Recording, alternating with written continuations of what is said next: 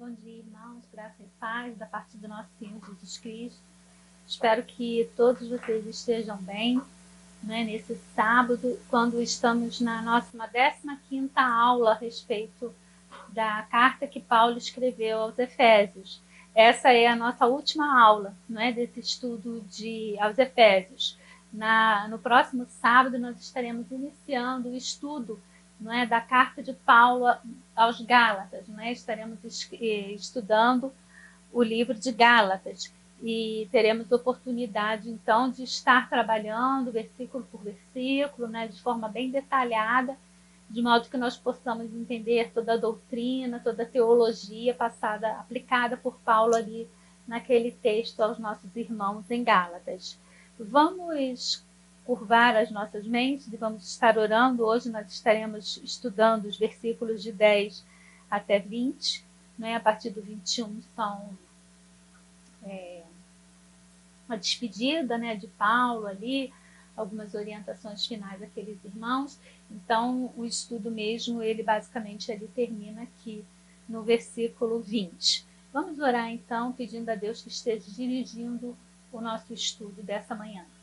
Amado Deus, eterno Pai, glorificado seja o teu nome. Nós te agradecemos, a Deus, pela oportunidade que tivemos ao longo desses 15 sábados de estarmos estudando a tua palavra, aprendendo, a Deus, a respeito dessa teologia eclesiológica que o Senhor colocou no coração do teu servo, o apóstolo Paulo, e podemos aprender, ó Deus, das bênçãos que o Senhor tem separado para a tua igreja, essa nova sociedade, ó Pai.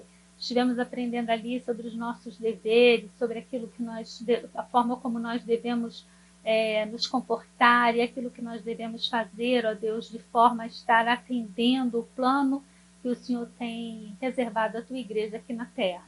Nós te pedimos, ó Deus, que esteja nos dirigindo em mais esse estudo. Abra as nossas mentes e os nossos corações para que possamos entender a tua palavra e, acima de tudo, colocar em prática no nosso dia a dia aquilo que o Senhor tem reservado para nós. Em nome de Jesus, amém. Irmãos, ao longo desses 15 sábados, nós estivemos estudando a respeito, não é, ali dessa carta de Paulo à igreja aos Éfesos. Nós estivemos vendo que ela é uma carta eclesiológica, ela é uma carta que ela revela os planos de Deus para a igreja.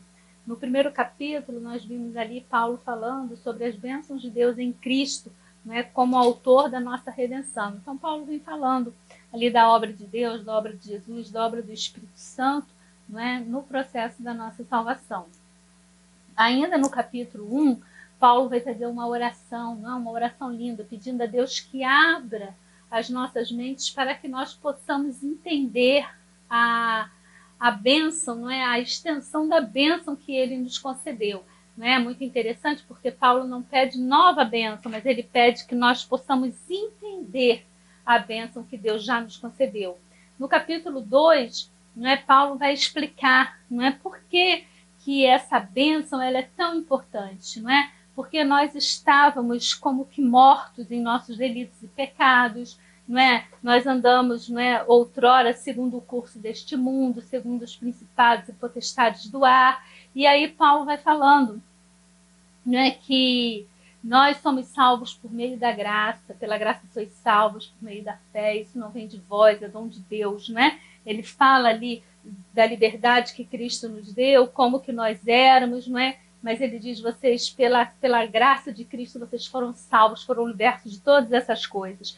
E aí, ainda dentro desse capítulo 2, Paulo vai falar ali que os gentios e os judeus são unidos pela cruz em Cristo, não é? E agora, o grande mistério a ser revelado é essa união, não é, entre os judeus e gentios, formando uma nova sociedade. Que nova sociedade é essa? A igreja, não é? A igreja de Cristo.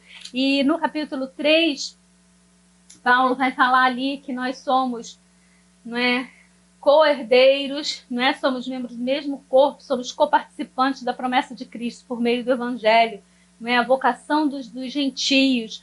E Paulo vai orar novamente, não é, pedindo a Deus, ele vai dizer, por esta causa me ponho de joelho, não é, e de quem toma o nome de toda a família, tanto no céu como na terra, para que, segundo a riqueza da sua glória, vos conceda que sejais fortalecidos no poder e nessa ocasião nós estivemos ali falando sobre a importância de estarmos arraigados e alicerçados no amor de Cristo, não é? E viemos ali trabalhando, entramos no capítulo 4, quando Paulo vai falar ali sobre a unidade da fé, né? Eu até anotei aqui na minha Bíblia que é não perder o foco de que a igreja é projeto de Deus, né? Unidade no reino.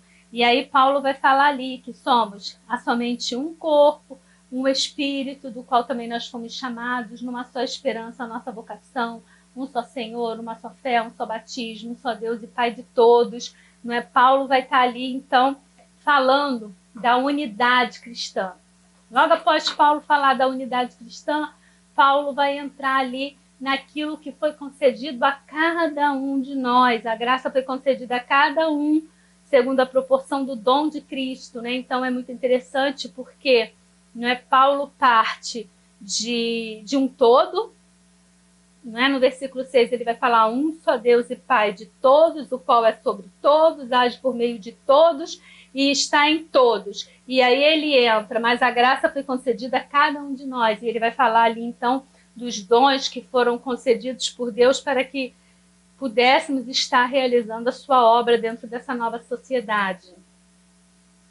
E aí, a partir do versículo 17, ele vai começar a falar, não é, algumas coisas que nós agora, como nova sociedade, nós agora como cristãos, devemos evitar. Não é? O que nós devemos evitar? Ele vai dizer, não mais andais como andam os gentios, não é? Na vaidade dos próprios pensamentos, obscurecidos de entendimento, alheios à vida com Deus por causa da ignorância em que vive pela dureza do seu coração.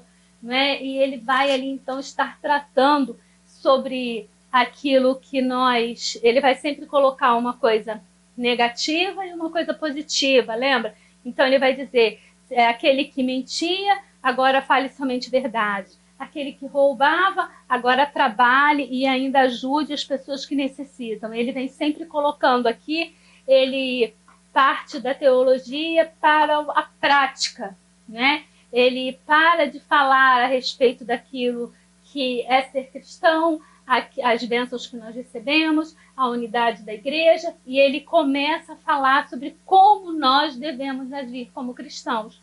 E aí vem ali os deveres, não é, da mulher. No capítulo 5 ele vai falar ali a respeito que, né, ser depois imitadores de Deus como filhos amados, andar em amor, não é? Ele vai vir trazendo ali várias coisas. A partir do versículo 22 ele vai começar a dizer os deveres, não é, para o lar cristão, depois filhos e pais, depois servos e senhores, até que nós chegamos aqui no versículo 10, não é, quando Paulo vai falar quanto ao mais, irmãos, não é? Quanto ao mais, depois de tudo isso, não é?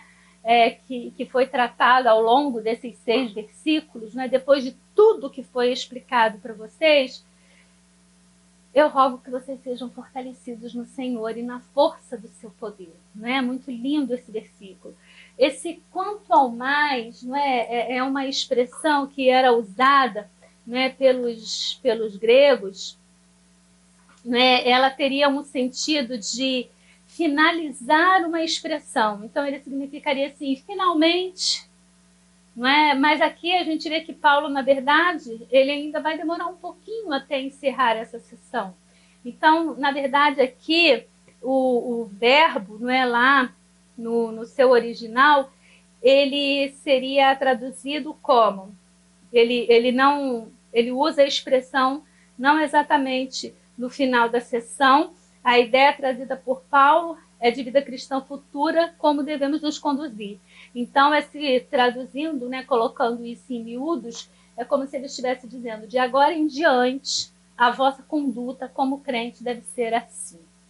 Não é? Quanto ao mais, irmãos, sede fortalecidos no Senhor e na força do seu poder. Então, de agora em diante, a vossa conduta seja assim.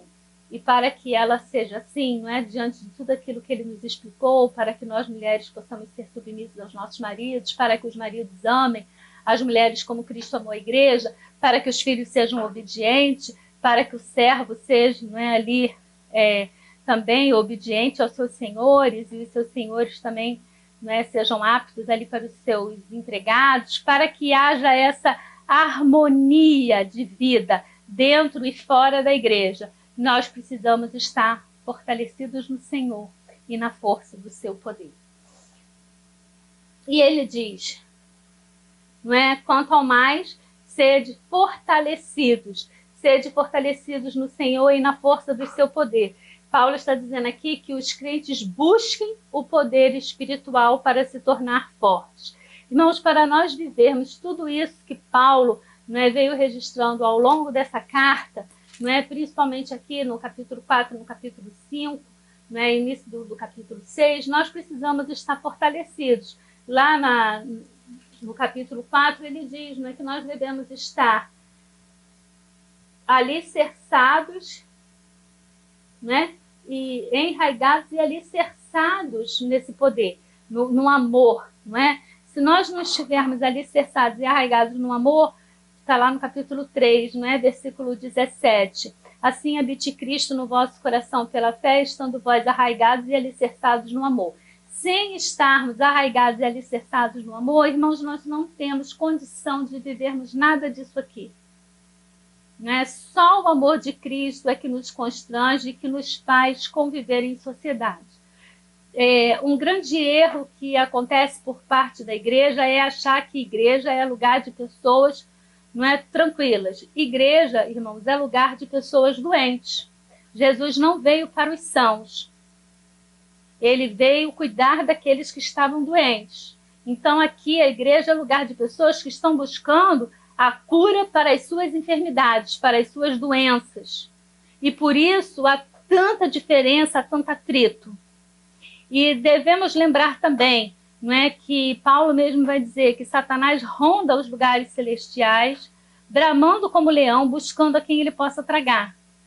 Por isso nós temos a necessidade de estarmos firmes no Senhor e na força do seu poder. Porque se nós pensamos que podemos agir por nós mesmos, nós vamos cair do cavalo. Não é? Porque existem dois erros fundamentais por parte da igreja. Algumas igrejas passam de um princípio de desacreditar a existência do diabo. Não é? Principalmente nós que somos aí da parte reformada, as igrejas mais tradicionais, históricas, não é? Busca, assim, não quer falar, não faz a questão ali de libertação, nós não buscamos essas coisas. Ok, mas eu preciso saber que o mundo jaz no maligno. Eu sirvo a um Deus que já venceu, mas o mundo jaz no maligno. E que esse maligno, ele ronda os lugares celestiais buscando a quem possa tragar. Eu fico assim, às vezes, admirada com algumas pessoas quando elas entram em crise por algumas coisas que acontecem dentro da igreja.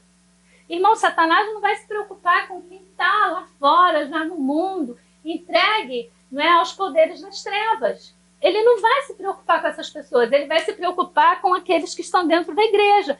Ele vai se preocupar em causar escândalo com aqueles que estão dentro da igreja. Então aqui é o lugar aonde ele busca, não é, tragar, matar, não é, conquistar pessoas para o seu reino. E por isso que nós precisamos estar alicerçados e arraigados no amor de Deus. Por isso nós precisamos, não é? Paulo vai falar aqui, olha, quanto ao mais, sede fortalecidos. Fortalecidos na sua própria força? Não. Fortalecidos no Senhor e na força e no poder do Senhor. Por que na força e na força e no poder de Cristo? Porque Cristo já venceu o maligno. Ele já venceu. Então eu preciso me fortalecer nessa vitória, né? Porque através do Espírito Santo ele me dá autoridade, não é? Ele me dá forças para vencer o inimigo.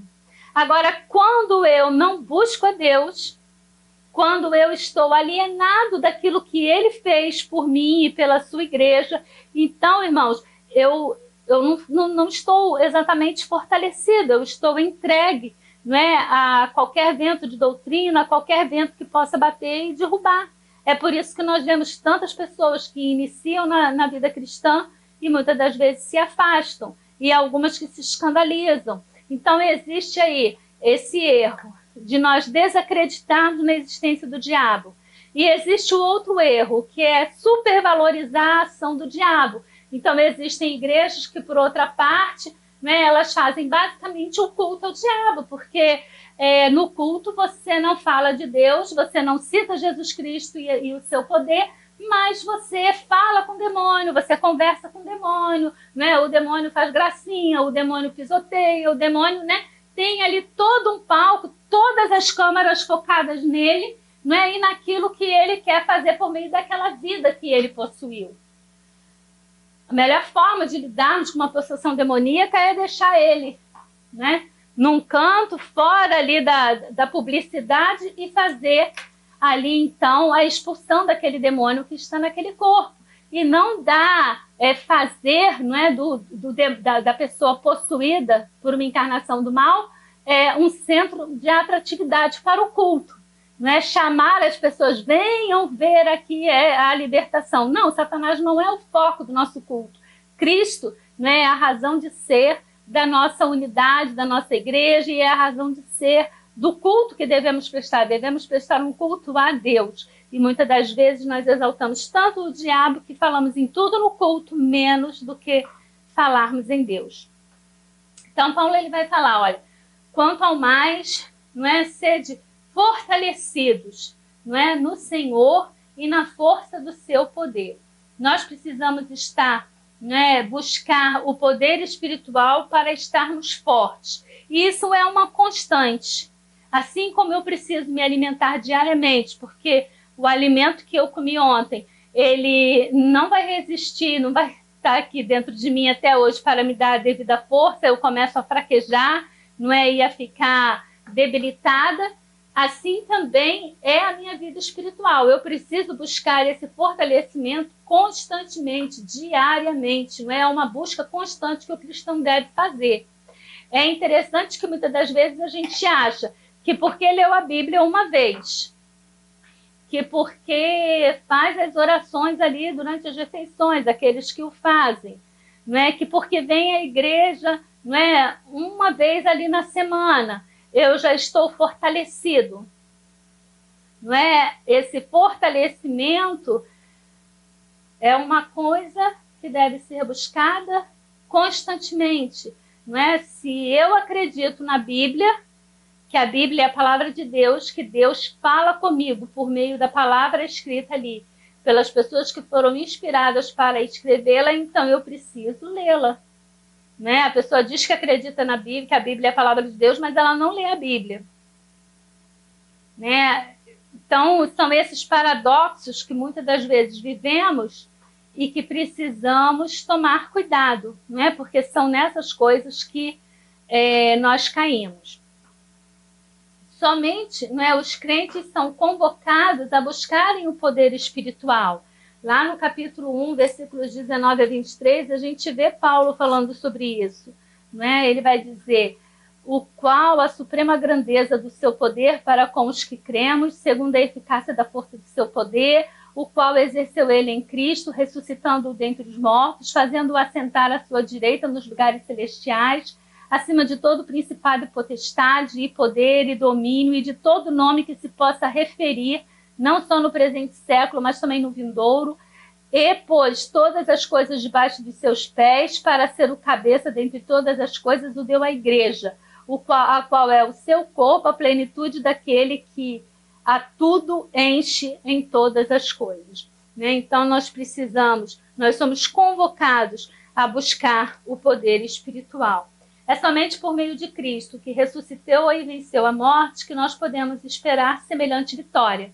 Eu só vou ter vitória contra o inimigo se eu estiver fortalecido no Senhor, porque ele venceu, né? Ele venceu a morte, ele ressuscitou, então ele nos transfere esse poder de ter ressuscitado dos mortos por meio do Espírito Santo.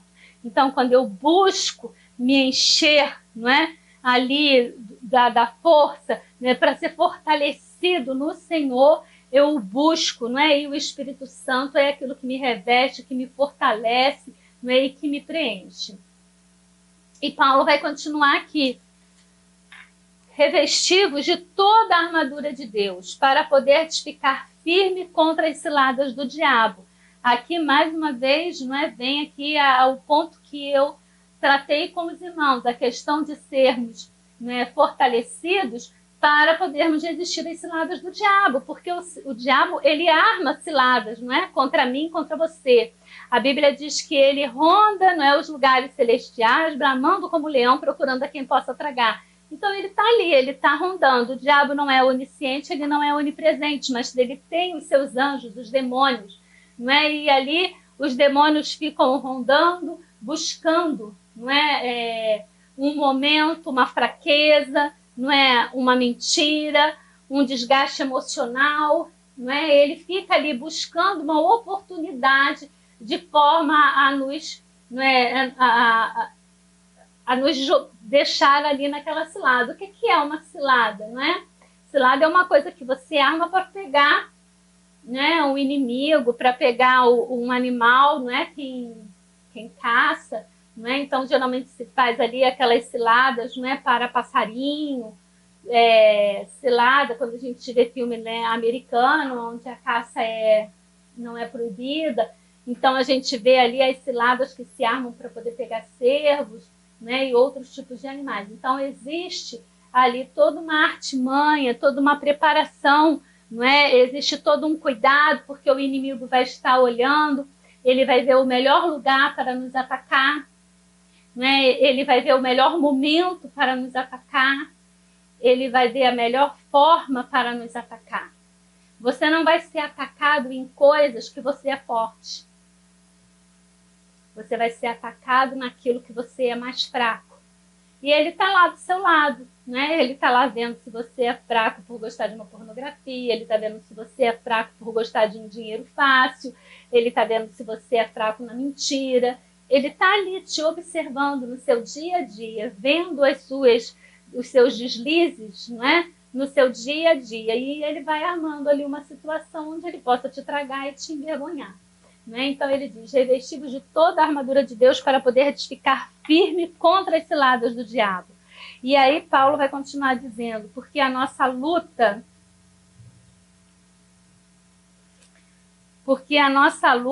ela não é contra carne e sangue, não é? E sim contra os principados e potestades, contra os dominadores deste mundo tenebroso, contra as forças espirituais do mal nas regiões celestes. Então aqui Paulo está colocando que, né, ele diz, nossa luta não é contra carne e sangue, sim contra os principados, contra os dominadores deste mundo. Quem são, né, os dominadores deste mundo? Nós lutamos com sangue e carne. Nós não lutamos contra o sangue e a carne, mas sim contra as forças demoníacas organizadas numa hierarquia, né, que domina a humanidade e o mundo. Vamos abrir lá no livro de Romanos, né, capítulo 8, e vamos ler lá o versículo 19.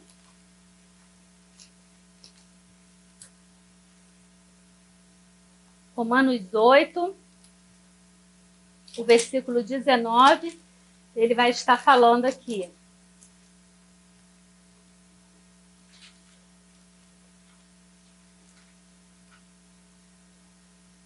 A ardente expectativa da criação aguarda a revelação dos filhos de Deus. E dentro ainda do capítulo 8, versículo 23 e o versículo 38. Versículo 23 e o versículo 34.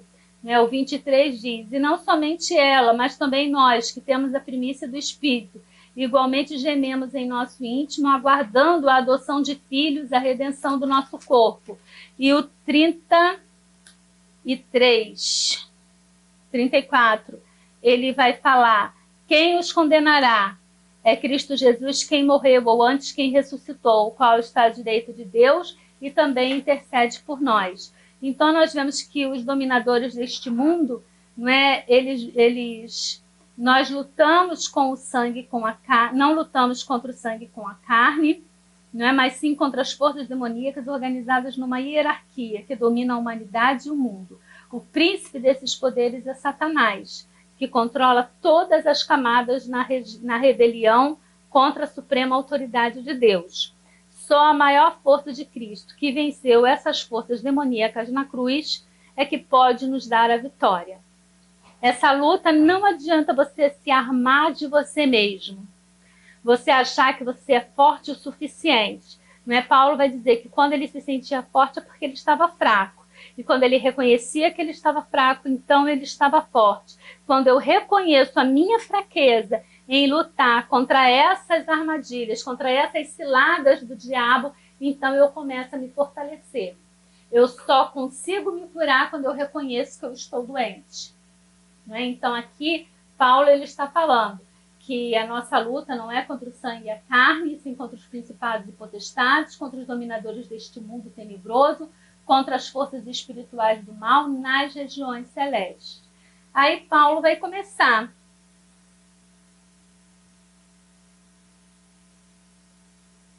Não é? Eu até escrevi aqui que a armadura de Deus, para podermos permanecer firmes contra as ciladas do diabo, tal qual o poder é de Deus, assim também o é a armadura. Né? Precisamos nos revestir de toda a armadura de Deus. E ele vai dizer aqui que as armas de ataque e de defesa que ele nos confere para o combate. Deus nos confere armas de ataque e de defesa, não é, para lutarmos contra Satanás.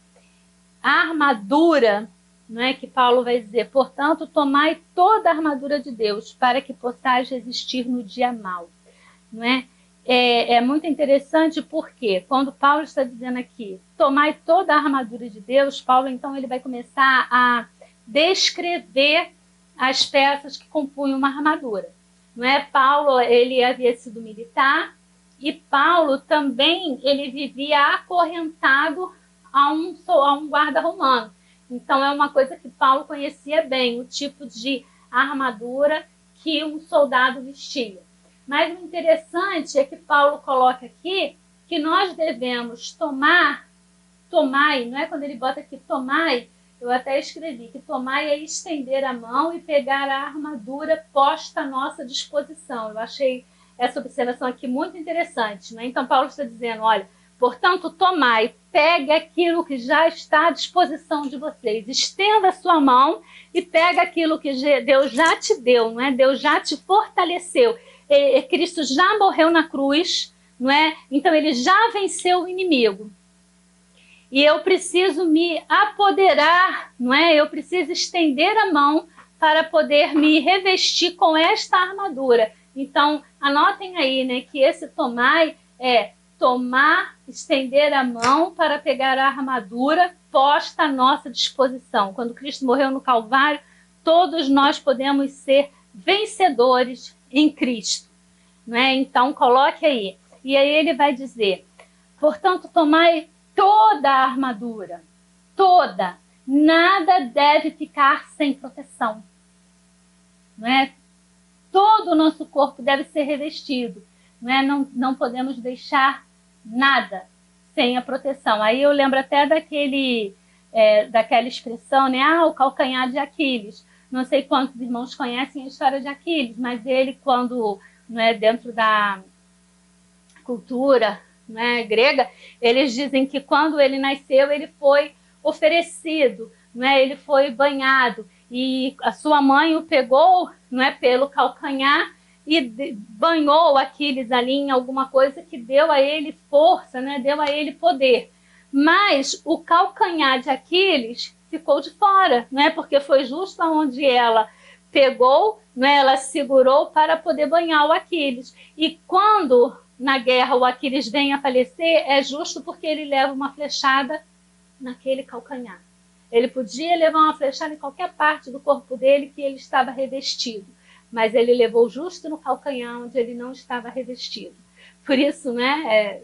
Só um parênteses aqui para a gente poder visualizar, mas Paulo está dizendo, olha, revistam-se de toda a armadura de Deus, não deixe nada de fora, não é? Nada fique sem estar revestido, para que possais resistir no dia mau. Né? O que é o dia mau? O dia mau aqui a gente pode dizer que é aquele dia em que parece que o próprio Satanás sai do inferno para vir nos atacar, né? Como nós dissemos, ele não é onipresente, ele não é onisciente. Então, num geral, nós somos atacados pelos seus servos, né? Pelos seus enviados. Mas o dia mau é aquele dia em que ele vem e parece que a gente está sendo atacado pelo próprio inimigo em pessoa. Não é? E é interessante a gente saber que o dia mau ele vem para todos nós. Todos nós passamos por esse dia mau. Todos nós passamos, não uma ou duas vezes, não é? Mas todos nós passamos pelo esse grande ataque do inimigo sobre nossas vidas. E ele diz, depois de ter desvencido tudo, permanecer inabalável, né? Permaneçam inabaláveis. Eu acho muito interessante, porque quando a gente estuda lá, né, no livro do profeta Daniel, capítulo 6, né, existe aqui uma observação quando Daniel sai da cova dos leões, né, é muito interessante porque diz que, no versículo 23 do capítulo 6, diz assim, então o rei se alegrou sobremaneira e mandou tirar Daniel da cova. Assim foi tirado Daniel da cova, e nenhum dano se achou nele, porque crera no seu Deus. Então, Daniel passou por aquele dia mau, por aquela noite má, não é? Quando ele esteve ali na cova dos leões. É muito interessante isso, porque muitas das vezes a gente sempre espera ser liberto por Deus antes da cova, antes da fornalha, não é? A gente não quer muito entrar de fato nessas problemáticas, né? Entrar de fato nessa noite ruim, no dia mau. A gente deseja passar meio que de lado, mas a gente aprende que quando a gente passa por essas situações, a gente cresce, a gente se fortalece, a gente fortalece a nossa fé. E se eu realmente creio em Deus, estou fortalecido no Senhor e na força do seu poder, e estou revestido de toda a armadura de Deus, eu passo por essas situações e assim como Daniel, eu continuo inabalável, né? E aqui o apóstolo Paulo vai dizer, para que possais permanecer firmes. Ele vai dizer, estai, pois, né? Estai, pois, firmes, cingindo-vos com a verdade e revestindo-vos da couraça da justiça. Aí eu até botei aqui que a armadura ela é composta de verdade, retidão, poder residente, não é, no Evangelho, o poder residente no Evangelho, fé, poder inerente à salvação, a operação íntima do Espírito Santo, não é, e a palavra de Deus. Tudo isso, não é, compõe a armadura de Deus. E nós temos armas de defesa e nós temos armas de ataque. Quais são as armas de defesa?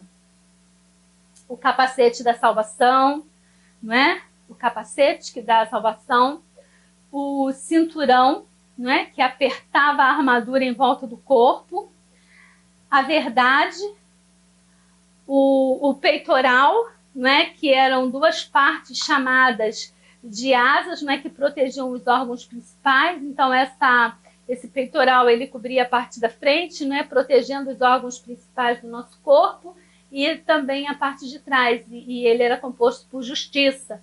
E as armas de ataque, que é a lança, o dardo e a espada. E então Paulo vai falar aqui, ó, estai, pois, firmes, cingindo-vos da verdade e vestindo-vos da couraça da justiça. Não é? Então, aqui é a verdade, não é assim... Estai, pois, firmes, cingindo-vos com a verdade, não é? Vestidos da verdade, não é? E com a couraça da justiça. Calçai os pés com a preparação do Evangelho. Então, ele vai falar ali dos sapatos, né? Das sandálias que protegiam também os soldados. Embraçando sempre o escudo da fé.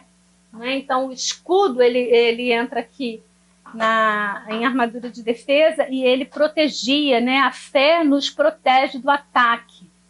Né, embraçando sempre o escudo da fé, com a qual podereis apagar todos os dardos inflamados do maligno. Né?